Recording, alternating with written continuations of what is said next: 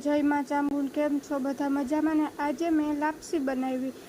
घઉંના ભરડકાને શેકી લેવાનું, શેકીને પછી એમાં લાલ લાલ થઈ જાય ને એટલે પાણી નાખી દેવાનું ને એને પછી મિક્સ કરીને હાવ નોખું થઈ જાય ને ત્યાં સુધી એને પાકવા દેવાનું એટલે આપણી બની જાય લાપસી।